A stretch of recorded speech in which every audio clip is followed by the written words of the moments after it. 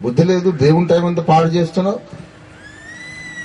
ఈ బచ్చగాడిని తెచ్చారేంటి ఇంతమంది సేవకులకు వాక్యం చెప్పడానికని అడిగారు. అంటే బ్రదర్, వారికంటే మనం బాగానే వాక్యం చెప్తాం అనుకోండి, కానీ మనం చెప్తే డాలర్లే ఉడిస్తాడు అంటున్నాడు ఆ సంస్థ అధిపతి. ఆయన ఇప్పుడు 100 కోట్లకు అధిపతి. ప్రపంచంలో మన ఇండియాలో, ఆంధ్రాలో లీడింగ్ సేవకుడు ఆయన. 100 కోట్లు ఉన్నాయి. ఎట్లాగంటే ఈ బచ్చగాళ్ళంతా చూసి డబ్బా కొట్టి సంపాదించాడు. అందరూ అనుకుంటున్నారు దేవుడు ఆయన బహుగా ఆశీర్వదించది. అక్కడ పైన తెలుస్తుంది బాబు, బండెడు గడ్డి కాలిస్తే పిడికెడు బూడిదైపోతుంది. భగ్గు అని కాల్చిన తర్వాత మేలిమి బంగారంగా తళ తళ తళ తళ మెరిసేది అగాపే సంఘపు సేవ. దేవుని స్తోత్రం కలుగునుగా. అందుకే నేను భయపడను. నేను ఎప్పుడు పాడుకునే పాట, దివారాత్రులు దేవుడే ధైర్యపరచును, దివారాత్రులు దేవుడే ధైర్యపరచును. ఈ కాలపు శ్రమలే మనల మార్చు మహిమకు, ఈ కాలపు శ్రమలు మనల మార్చు మహిమకు. నిర్మలుడగు యేసుడే నిత్యము కాపాడు గనుక, నిర్మలుడగు యేసుడే నిత్యము కాపాడు గనుక. భయము లేదుగా మనకు, భయము లేదుగా, భయము మనకు భయము లేదుగా.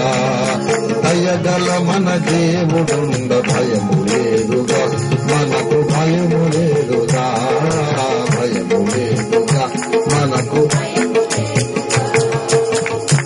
నేను దేవుని దగ్గర ఏమేమి పొందుకున్నానో, ఏమేమి నేర్చుకున్నానో, ఏమేమి తెలుసుకున్నానో అన్ని చెప్పడానికి టైం లేదు. నాకు అట్లాంటి శిష్యుడు దొరకట్లేదు. దొరికిన వాడికి ఏమో టైం లేదు. చాలా ఏళ్ళ కింద దేవుణ్ణి అడిగాను నేను, ఎందుకయ్యా నాకు డబ్బు ఇవ్వలేదని. నిజమైన సేవ ఎప్పుడు బీదరికంలోనే చేస్తాను నేను అన్నాడు ఆయన. ఎందుకు అని అంటే, నువ్వు నా కొడుకు కాబట్టి చెప్తా రారా కూర్చొని చెప్పి కూర్చోబెట్టాడు. 2 సూత్రాలు చెప్పాడు ఆయన. పుష్కలంగా డబ్బు ముందే ఇస్తే నీ విశ్వాసము పని చేయాల్సిన అవసరం ఎక్కడని అడిగాడు. ఆయన మైండ్ ఎక్కడ, మన మైండ్ ఎక్కడ? మనమంతా పిల్లి కొనలు, ఆయనేమో ఆకాశాన్ని మించిన మైండ్. అది విశ్వాసం ఎందుకు రా డబ్బులు ఉంటే అని అడిగాడు. నీకు డబ్బులు ఇచ్చా, నువ్వు 1000 కోట్లు అనుకో, నువ్వు ఏది రాయాలనుకుంటే అది రాస్తావు, ఏది ప్రింట్ చేయాలనుకుంటే నువ్వు ఆగే పని ఉండదుగా. నీ మానవ తలంపులన్నీ ఇంప్లిమెంట్ అవుతాయి. Faith is not required when money is there. నీ విశ్వాసం ఊచచేయైపోతుంది. ఊచకాలు అది ఉంటుంది కానీ వాడుకోవు. మంచిదా అన్నాడు. దేవుడేమో అమాయకుడా లేకుంటే రంజిత్తో పిలిపించాడా? చాలా నేర్చుకో. అందరినీ నేను ప్రేమించి నా కూతురు నా కొడుకు నెత్తిన పెట్టుకొని ఉంటాను, కానీ దానికి అర్థం ఏంటంటే ఇదంతా సింపుల్ అనుకోకండి. మన బ్రతికే సింపుల్ అయిపోద్ది ఆఖరికి. నేర్చుకోవలసింది చాలా ఉంది. దేవుడు అడిగాడు నన్ను, నీకు ఇచ్చాడనుకో 1000 కోట్లు ఇచ్చేశాను, విశ్వాసం అనే దాన్ని ఎప్పుడు ఎక్సర్సైజ్ చేస్తావని అడిగాడు ఆయన. ఒక కార్యక్రమం చేసుకున్నాము, తల పెట్టాము, పూనుకున్నాము, తగిన డబ్బులు లేవు గనక మనకి ఇప్పుడు ఏం కావాలి? విశ్వాసం కావాలి. ముందే 1000 కోట్లు ఉంటే విశ్వాసం ఏముంది? Any fool will do what he wants to do. అదొక విషయం. రెండవ సంగతి, పుష్కలంగా డబ్బు ఉంటే నా చిత్తము కొరకు నువ్వు ఎప్పుడు ఎదురు చూస్తావు? ఎదురు చూసే అవసరమే లేదు. నువ్వేం చేయాలనుకుంటే చేస్తావు, ఎప్పుడు చేయాలనుకుంటే చేస్తావు. కానీ ప్రభువా నీ చిత్తమా కాదా అని ప్రార్థించడానికి, కనిపెట్టడానికి, ఎదురు చూడడానికి అసలు అవసరమే ఉండదు. కాబట్టి పౌలు కాలము నుండి ఈనాటి వరకు దేవుని ప్రణాళికలోని సేవకులందరూ బీదరికంలోని బ్రతికారు. దేవుడు అనంత జ్ఞానం, అందుకే ఖచ్చితమైన సేవ జరుగుతుంది. డబ్బులు ఉండవు కాబట్టి అనుకున్నదల్లా జరగదు, దేవుడు అనుకున్నది మాత్రమే జరుగుతుంది. దేవుని స్తోత్రం కలుగునుగాక. కాబట్టి దేవునికి సలహాలు చెప్పకండి. దేవా ఇంకొంచెం డబ్బులు ఇస్తే బాగుంటది అని అంటే, పిచ్చోడా అవున్న అభిషేకం పోతుంది. ఒక పెద్ద సేవకుని దగ్గరికి దేవుడిని తీసుకెళ్లాడు. ఆయనకేమో 76 కొంచెం తక్కువ 80 ఏళ్ళు. నేను అప్పుడు సేవలో కొత్తగా 2 సంవత్సరాలు. అందరు వినండి బాగా. 2 సంవత్సరాలు సేవలో ఉన్నాను. నేను దేవుణ్ణి అడుగుతున్నా, చాలా కష్టంగా ఉంది నాయన, వారము రోజులకు ఒక్కసారి అన్నం మెతుకు నాకు కనిపించట్లేదు. ఒక్కరోజు 2 అరటిపళ్ళు తిని 2 మిరపకాయ బజ్జీలు తిని బోరింగ్ పంపు కాడ నీళ్లు కొట్టుకొని తాగితే మళ్ళీ ఆ వారం రోజులకి తిండి తినే పంటకి అసలు పని లేదు. వారం రోజులు అప్పుడే కొంతమంది పెద్ద పెద్ద మిషనరీస్, బాబు నువ్వు నిలబడితే ప్రసంగానికి అగ్గి గురిస్తోంది నాయన, ఇలాంటి ప్రసంగికుడు మా సంస్థలో ఉంటే బాగున్నా. మా సంస్థ ఆ రోజుల్లో నీకు నెలకు 10,000 వచ్చి ఏర్పాటు చేస్తా. వాడు 82లో కొంచెం ఆశ పుట్టదా మరి? సరే, నా దగ్గర ఆల్రెడీ మొదలు పెట్టిన దగ్గర నుంచి చేస్తాను. 4 తమ్ముళ్ళు ఎప్పుడు ఉంటారు. నన్ను ఒక్కడిని దేవుడు ఎప్పుడు పెట్టలేదు. కనుక నేను ప్రభా ఈ సంస్థల్లో చేరిపోతాను ఆయన అని అడిగాను. దేవుణ్ణి అడగకుండా ఏం చేయను కదా. నేను ఎవరిని కొట్టాలని బాగా తిక్కరేగింది అనుకో, కొట్టను. ముందు అడుగుతా, ప్లీజ్ నాన్న కొడతాను నేను, వాళ్ళని చాలా ట్రబుల్ ఇస్తున్నాను, కొడతాను నేను అని చెప్పి అడుగుతారు అనమాట. ఒకసారి ఒక మనిషిని, నాయన కొడతాను ప్లీజ్ తండ్రి అన్నాడు. కొడితే కొట్టు అన్నాడు. నువ్వు కొట్టరా? నాకు కొడితే నువ్వు కొడితే నేను వాళ్ళని ఆశీర్వదించాల్సి వస్తుంది. ఎందుకంటే నీతిమంతుడు కొట్టుట నాకు ఉపకారము, గద్దించుల తైలాభిషేకం అన్నాడు. నువ్వు కొడితే నేను దీవించాల్సి వస్తుంది, అంత యోగ్యత లేదు అని. అట్లాగా నువ్వు దీవిస్తావా? చెప్పి మంచి పని చేసావు, నేను కొట్టను అంతే.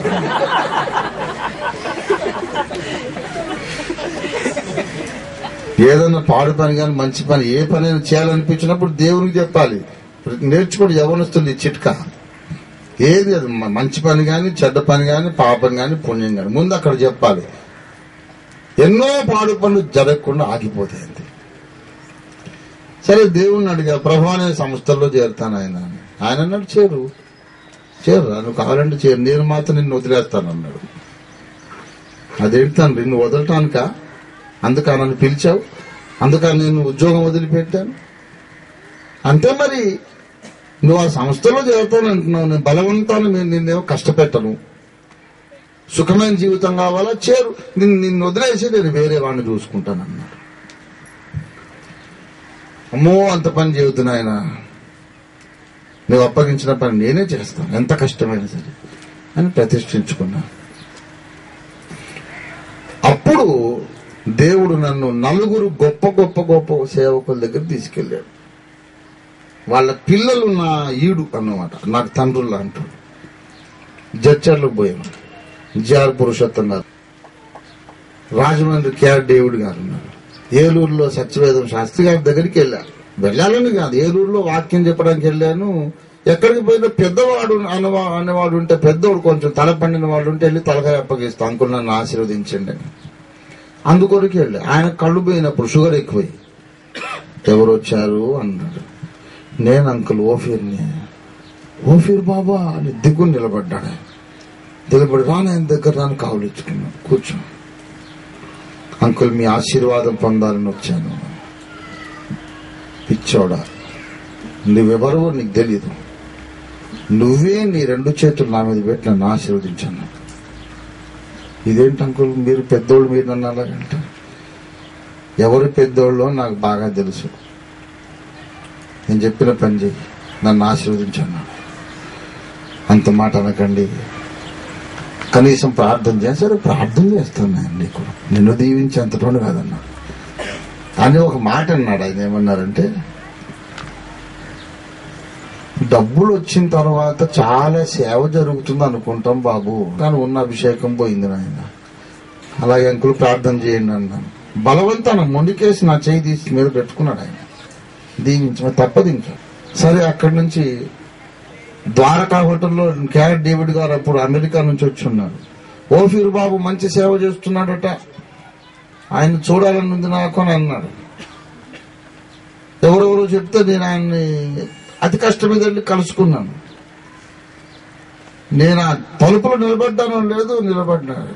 బాబు నాన్న నీ కొరకు సేమ్ ఇది ఆయనతో 5 నిమిషాలు ఉన్నాను నేను. ఒక కాఫీ తాగించాడు ఆయన, అప్పటికే తెచ్చి పెట్టుకున్నాడు, నువ్వు తాగనిచ్చాడు. డబ్బుల కొరకు నువ్వు ఎప్పుడు పరిగెత్తొద్దు నాయన. డబ్బులు వచ్చినాక ఉన్న అభిషేకం పోతుంది. టేప్ రికార్డర్ పెట్టినట్టే ఆయన చెప్పిన మాట ఈయన చెప్పాడు, ఈయన చెప్పిన మాట జిఆర్ పురుషోత్తం గారు చెప్పారు. సేమ్ అదే మాట మళ్ళీ పిఎల్ పరంజ్యోతి గారు చెప్పారు. ఆయన మంచము, ఆయన నాలుక మీద పుండయి నాలుక కోశారు సగం, మాట్లాడలేడు, మంచాన్ని పడి ఉన్నాడు. కష్టం మీద చిన్నగా మాట్లాడదు అస్పష్టంగా. అంకుల్ మీ ఆశీర్వాదం పొందాలని వచ్చాను అని అంటే నవ్వారు. నువ్వెవరో నీకు తెలియదు నాయన, నాకు తెలుసు, నువ్వే నా తల మీద చేయి పెట్టని బలవంతం చేశాడు. శాస్త్రి గారు చేయి తీసుకున్నాడు, ఇలా చేయి తీసుకున్నాడంటే సరే ఇంట్లో మీద పెట్టి ప్రార్థన చేశాడు. ఆయనదే మాట, బాబు విశ్వాసం మీద నువ్వు ఎలా చేస్తున్నావో చివరి దాకా అలాగే చెయ్యి. డబ్బు అనే దాని కొరకు పరిగెడితే డబ్బు వస్తుంది, అభిషేకం పోతుందయ్యా. నేను ఇవాళ ఉత్తరం రాస్తే నాకు డబ్బులు ఇవ్వడానికి 3 మంది ఉన్నారు. అభిషేకం పోతుందని తెలిసిన తర్వాత నేను సంస్థలు వెంటబడి తెలివైన పనేనా? దేవుడు వదిలేస్తాడు, మీరు వదిలేస్తారు. ఆయన నోట్లో వాక్యం లేదండి అని మీరు వదిలేస్తారు. పిల్లరా, ప్రారంభము నుండి సంఘ చరిత్ర ఆరంభము నుండి ఈనాటి వరకు ఎవడును సిరిని దేవుని సేవించలేకపోయాడు. Nobody could serve the mammon and God simultaneously. ఐశ్వర్యమును దేవుణ్ణి సేవించలేరు. ఒకరిని సేవించి ఇంకొకరిని తృణీకరిస్తారు. డబ్బు సేవ మొదలైతే దేవుడు వెళ్ళిపోతాడు. ఇప్పటిదాకా దేవుడు వెళ్ళిపోలేదు అగాపే సంఘము నుండి. ఎందుకంటే మనము బీదరికములో విశ్వాస యాత్ర చేస్తున్నాం. దేవుని స్తోత్రం కలుగునుగాక. సియోన్ యాత్ర నేను యేసునానుకొని పోదును సిలువ మార్గంబున.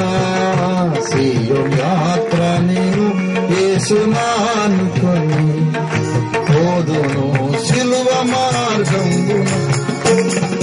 లోకయాత్రలో నేను నడచున్నప్పుడు దీక్షతో కాదు విశ్వాసముతోనే. లోకయాత్రలో నేను నడచున్నప్పుడు దీక్షతో కాదు విశ్వాసముతోనే. కష్టములు నష్టములు వచ్చిన వేళలో రక్షకుని కరము పట్టుకుందును. కష్టములు నష్టము వచ్చిన వేళలో రక్షకుని కరము పట్టుకుందును. సిలువ నేను యేసునానుకొని పోదును సిలువ మార్గంబున. సిలువ నేను యేసునానుకొని పోదును సిలువ మార్గంబున. దేవుడు ఇస్తే ఇవ్వాలి, లేకపోతే చచ్చిపోతే మనం చచ్చిపోవాలంతే. కానీ కాంప్రమైజ్ కాకూడదు. రాజీ అనేది వద్దు. అదే ఎవరైనా దొరకు ఉత్తరం రాసుకోరా అని మా వాళ్ళు చాలా మంది చెప్పారు. ఎందుకు అని అడిగా. ఎందుకేంట్రా? డబ్బు డబ్బు. వీళ్ళందరూ నాకు సర్కస్ లో బఫూన్ లాగా కనబడతారు.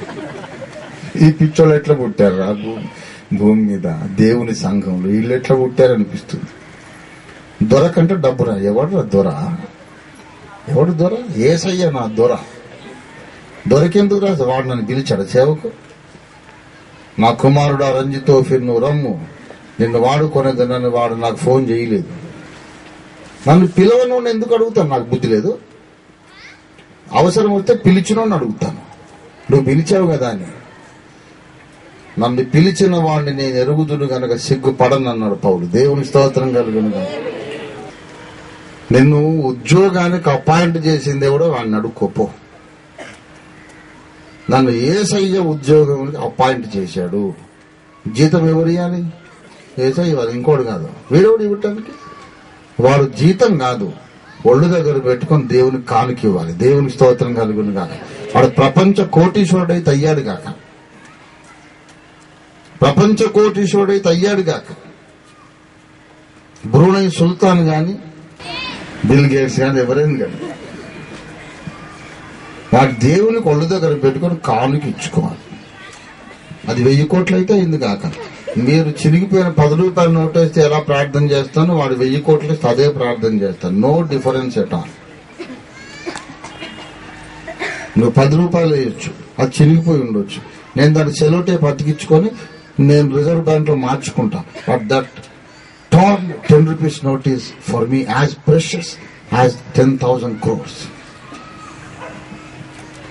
ఎందుకంటే వాళ్ళు దేవునికి కానుకలు ఇవ్వగలరు కానీ దైవజనుడికి జీతం ఇవ్వలేరు. దైవజనుడికి జీతం ఇవ్వగలిగిన అధికారం దేవునికి ఒక్కనికే ఉంది. దేవునికి స్తోత్రం కలిగిన ఇది మన విలువలు, మన రోషము. ఎవడున్నాడండి డబ్బుకు లోకం దాసోహం, రెవరెండ్లు, డాక్టర్లు మొత్తం ఎంత. అసలైనటువంటి డాక్టర్ మనం. దేవునికి స్తోత్రం కలుగును గాక. హల్లెలూయా. మనము చేయుచున్న పని గొప్పది, మన సంగతి వేరు. నేను 1980లో ఇదే లాంగ్వేజ్ మాట్లాడాను, 2010లో ఇదే లాంగ్వేజ్ మాట్లాడుతున్నా. 30 సంవత్సరాలు అయింది. పదును తగ్గలేదు, రోషము తగ్గలేదు, ధైర్యము తగ్గలేదు, సమర్పణ తగ్గలేదు. అదే ధైర్యం, అదే. ఎందుకు తెలుసా? డబ్బు కోసం మనం పరిగెత్తలేదు, డబ్బు మన కోసం పరిగెత్తింది. దేవుని స్తోత్రం కలుగును గాక. Don't run after money. దేవుడు నాకు చెప్పాడు ఈ మాట. అరే డబ్బు కోసం నువ్వు పరిగెత్తొద్దు, డబ్బు నీ కోసం పరిగెత్తి వస్తుంది అన్నాడు. దేవుని స్తోత్రం కలుగును గాక. హల్లెలూయా. మన కాస్తో కూస్తో కష్టం ఉండడం అవసరం. ఇవన్నీ కష్టం ఉంది కనుకనే నేను చెప్తున్నాను. పడి 24 గంటలు ప్రార్థనలు చేస్తున్నారు. ఇప్పుడు నా దగ్గర 1,00,000 కోట్లుంటే మీరు ప్రార్థన చేస్తారా? అంతా ఒట్టిగా చేయరు. మరి ఏంటని కూడా దేవుడు పిచ్చోడా? ఎందుకు కన్నీరు వస్తుంది? ఎందుకు భారం? ఎందుకు ఐక్యత? ఇంత ఐక్యత ఉండదు అప్పుడు. Hi bye, hi bye, hello చలో. ఇప్పుడు ఐక్యత, చేతులు పట్టుకొని కన్నీరు కాచి ఏడ్చి అగ్గి లాంటి ప్రార్థన ఎందుకు వస్తుంది? తిప్పలు ఉన్నాయి కాబట్టి. దేవునికి తెలుసు వీరికి ఎక్కడ ఇంజక్షన్ ఇస్తే, ఎక్కడ తొడపాశం పెడితే అందరూ ఒకటవుతారని దేవునికి తెలియదు. మనం చెడ్డోళ్ళం అండి, ఆదాం పిల్లలం. ప్రాబ్లం ఉంది కాబట్టే ఇప్పుడు ప్రార్థన చేసి ఐక్యత వచ్చింది. మనము చేయుచున్న పని చాలా గొప్పది. ఎంత గొప్పదంటే చెప్పడానికి ఇప్పుడు సమయం లేదు. ముఖ్యంగా 3 ముక్కలు చెప్పి ముగించేస్తాను. ప్రప్రథమముగా ప్రియులారా, ఇది బాగా గమనించండి అందరూ కూడా.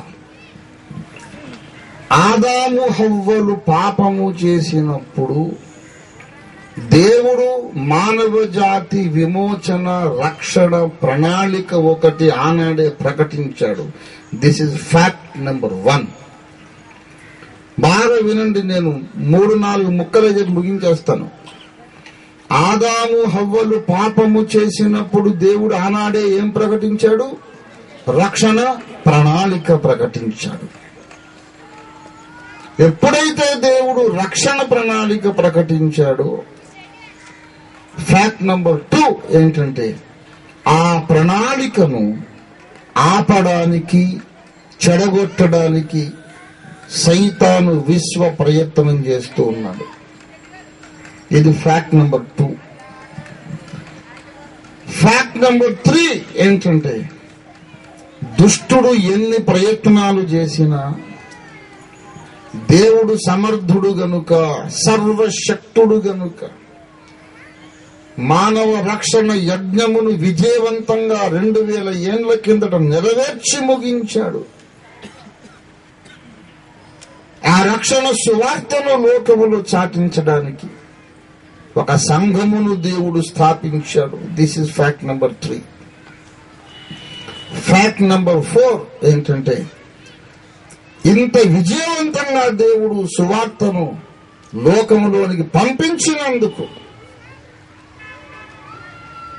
పగబట్టి సాతాను సంఘము లోపల లోకమును స్థాపించాడు. పెద్ద పెద్ద అంగలేస్తున్నాను నేను, ఏదుని తోట నుండి కడబోర దాకా. మొదటి విషయం ఏం చెప్తే, ఆదాము హవ్వలు పాపం చేసినప్పుడే ఏదెను తోటలో దేవుడు రక్షణ ప్రణాళికను ప్రకటించాడు. సిద్ధపరిచాడు కాదు, ప్రకటించాడు. రక్షణ ప్రణాళిక భూమికి పునాది వేయక ముందే దేవుని మైండ్ లో సిద్ధమైపోయింది. పబ్లిక్ అనౌన్స్మెంట్ అప్పుడు జరిగింది. ఎప్పుడు? ఏదెను తోటలో ఆదికాండం 3:15 జరిగింది. స్త్రీ సంతానంగా పుట్టి శాపం యొక్క తలకాయ చిత్తం కొడతానన్నాడు. లోక రక్షకుడు పురుష ప్రమేయం లేకుండా కన్యకు పుడతాడని ఆనాడు దేవుడు చెప్పాడు. ఓహో, స్త్రీని వాడుకొని స్త్రీ ద్వారా పాపము నేను రప్పించాను గనక స్త్రీ ద్వారా నువ్వు రక్షకుడిని పంపుతావా?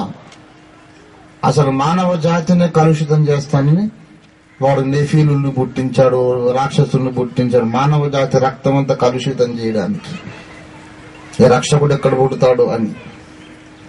అయినా దేవుడు జలప్రళయం పంపి నెఫీలుని నాశనం చేసి, సర్వశక్తి గల దేవుడు విజయవంతంగా ఇశ్రాయేలు జనాంగాన్ని పుట్టించాడు. ధర్మశాస్త్రం ఇచ్చాడు. అక్కడ పవిత్రురాలైన మరియమ్మ అనే కన్యక గర్భము ద్వారా లోక రక్షకుణ్ణి స్త్రీ సంతానంగా పుట్టించాడు. పుట్టించి ఆ రక్షణ సువార్తను లోకమంతటికి చాటించే బాధ్యతను సంఘానికి అప్పగించాడు. ఇది 2వ సత్యం చెప్పా. 3వ సత్యం ఏంటంటే, ఎన్ని ఆటంకాలు అధిగమించి దేవుడు గెలిచినందుకు, విజయవంతంగా సువార్తను లోకంలోకి పంపినందుకు సాతాను పగబట్టి, లోకములో దేవుడు సంఘాన్ని స్థాపించాడు గనుక సాతాను సంఘములో లోకమును స్థాపించాడు. ఇది మీరు కీలకమైన మాట గుర్తు చేసుకోవాలి, జ్ఞాపకం పెట్టుకోవాలి ఎప్పుడు కూడా. God established the church in the world and the devil established the world in the church. దేవుడు లోకములో సంఘమును స్థాపిస్తే సాతాను ఏం చేశాడు? సంఘము లోపల లోకమును స్థాపించాడు. నేను అందుకే పాట రాశాను, లోకము నుండి బయటకు నన్ను కృపతో నడిపించితివి, నాలో దాగిన ఇహలోకమును తొలగించగబోనితివి. లోకము నుండి బయటకు నన్ను కృపతో నడిపించితివి, నాలో దాగిన ఇహలోకమును తొలగించగబోనితివి. నన్ను శుద్ధుని చేయగ దేవాగ్నిగన శిరమున వ్రాలితివి, నన్ను జ్వాలగ చేసితివి, నన్ను పిలచిన దేవా స్తోత్రము, నన్ను మలచిన తండ్రి స్తోత్రము. లోకములో నుంచి బయటికి రారా రంజిత్ ఓఫీ, రా రా రా అని లోకం నుంచి బయటికి తెచ్చాడు. వచ్చేసా, వెనకంతా లోకం ఉంది, నేను బయటకు వచ్చాను కదా అనుకుంటుంటే, లోకం నుంచి నేను బయటకు వచ్చాను కానీ నాలో ఉన్న లోకం బయటికి పోవాలి. లోకం నుంచి బయటకు వచ్చేటప్పుడు లోకాన్ని కొంత నాలో మోసుకొని వచ్చా. నాలో లోకాన్ని పెట్టుకొని కనాను యాత్ర నడుస్తున్నాను. లోక సంబంధమైన ఆలోచన, లోక సంబంధమైన తలంపులు, అభిప్రాయాలు, కార్యక్రమాలు, ఆశలు, కోరికలు అవన్నీ లోపల పెట్టుకొని నడుస్తున్నాను. లోకం నుంచి నువ్వు బయటకు వచ్చావు. లోకము నుండి నీవు బయటకు వచ్చినప్పుడు నీ రక్షణ ప్రారంభమవుతుంది. నీలో నుండి లోకం బయటికి వెళ్ళిపోయినప్పుడు నీ రక్షణ సంపూర్ణమవుతుంది. ఇది individual problem and corporate problem. వ్యక్తిగతంగా ఎవరికి వాళ్ళ లోపల